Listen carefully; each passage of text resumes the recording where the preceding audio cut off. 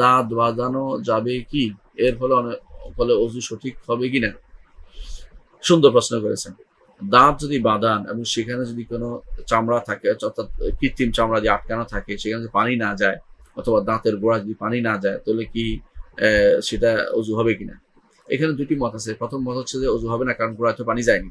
এটা একটি কঠিন মত। কারণ অনেক সময় যদি বারবার যদি দাঁতটা খোলা হয়, এই জায়গাটা অসুস্থ হয়ে যায় মানুষ এবং সেখানে নষ্ট হওয়ার সম্ভাবনা আছে।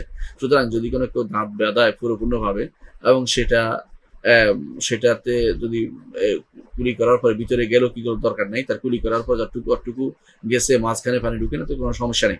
এর প্রমাণ কি? প্রমাণ হচ্ছে আরফাজা আ আরফাজা ইবনে সাদ ইবনে আরফাজা রাদিয়াল্লাহু আনহু, তার নাক কাটা গিয়েছিল এক যুদ্ধে।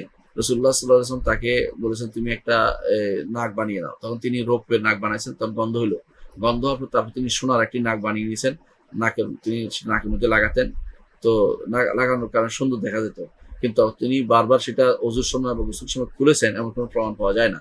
এর অর্থ হচ্ছে এমন কোনো কিছু যা শরীরের সাথে একবারে লেগে যায়, অর্থাৎ যেটা প্রয়োজনীয় হতে হবে। যেমন নেইল পালিশ কোনো প্রয়োজনীয় জিনিস না। অর্থাৎ প্রয়োজনীয় হতে হবে এমন জিনিস যদি হয়, যেটা না না হলে বিকৃতি বোঝা যায়, এমন কিছু লাগিয়েছেন অথবা দাঁত লাগিয়েছেন অথবা নাক লাগিয়েছেন, এরকম কিছু অজুর সময় বা গোসলের সময় সেটা পুরোপুরি খুলে ফেলতে হবে না। যদি সেখানে খোলার কারণে পচন বা কোনো রকমের দুর্গন্ধ হওয়ার সম্ভাবনা থাকে, তাহলে আপনাকে সেভাবেই যেভাবে আছে সেভাবেই অজু গোসল আপনি করতে পারবেন। এটার উপর দিয়ে আপনাকে পানি বইয়ে দিলে হবে। এটার উপর কুলি করার কারণে সাধারণভাবে এটার ভিতর দিয়ে পানি গেলে হবে। ভিতরে জোর করে খুলে বা আবার সেখানে আঙ্গুল ঢুকায় বা কোনোভাবে পানি ঢুকিয়ে দিতে পারেন, বাধ্যবাধকতা নেই। আশা করি বুঝছেন।